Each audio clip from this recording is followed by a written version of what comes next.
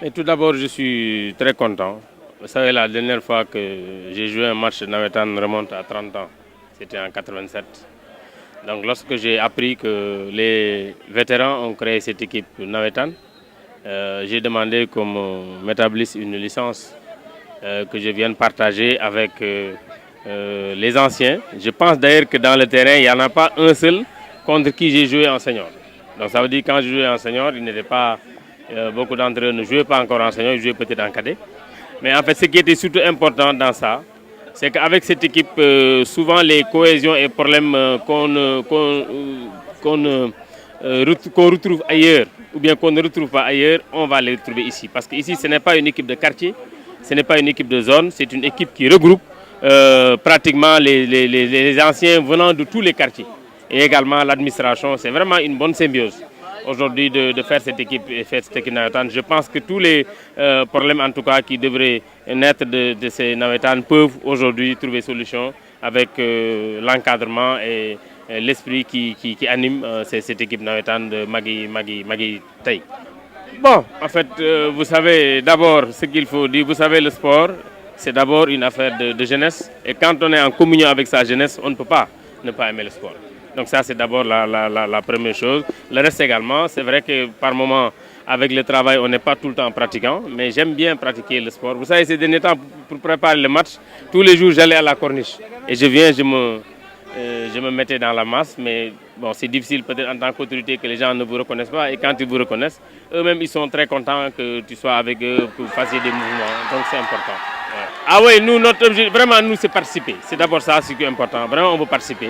Le reste, là, après, ça va venir. Vraiment, c'est ça l'objectif.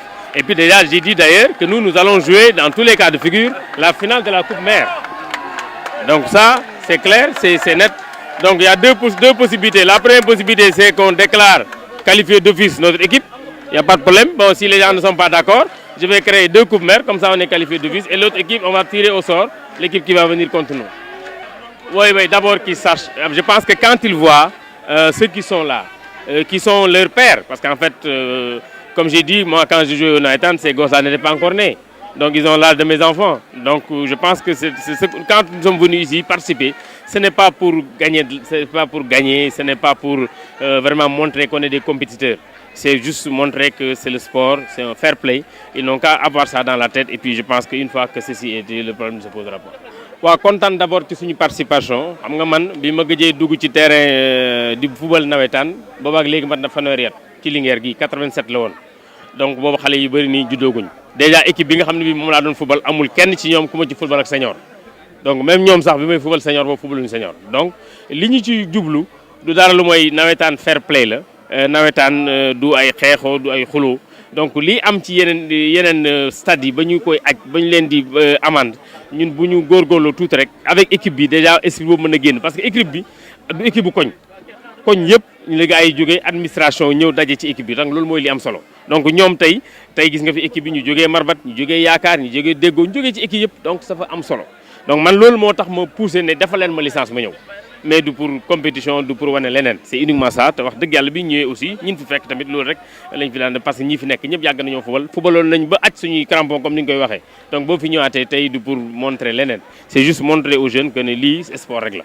waaw déjà ñun dans tous les cas de figure nee naa ñun danañ football final Coupe Mère maintenant pour ça il y a 2 possibilités la première possibilité mooy ma déclarer d'office qualifié notre coupe def arrêté ça c'est une possibilité d'autres possibilités su fekkente ne waa zone d'accord uñ ko mooy ñu bàyyi leen ñu def seen compétition bés bu ñuy football Coupe Mère ma teg ñaari coupe suñ ko équipe bi joué beneen coupe bi ñu xool beneen équipe bu ñuy dajeek mais dans tous les cas de figure ñun am nañ au moins benn final donc ça c'est important te xam naa ne gis nga match bii tey bu ñu ko gagné wala ñu jógee fekk match nul yeneen équipe yi dootuñu attan ci match yi di ñëw loolu bu nga yeboo jàpp te man dama joué naa tey mais danaa joué waat yeneen match waa ñu wax xale yi rek que ne lii foo la rek parce que li ñu ci dugal ñëw di foo ak suñuy doom parce que man ñii fi nekk ñëpp nee naa la ba may football booba juddoowuñ ñu ci bari ci en tout cas ci équipe bu dundoo ji par exemple donc su ñëwee nangoo football ak ñoom la ñu war a xam rek mooy fola parce que bu toon loolu duñ ci def bu nangoo nag war a nangu ñu foog suñuy doom war nañoo nangu ñoom foog ci seen biir te xam ne nawetaan foo rek la waruñ ñuy jarul xuloo jarul xeex nañ ko def dans la sportivité rek je pense que ñëpp bu ñu jàppee boobu esprit dana baax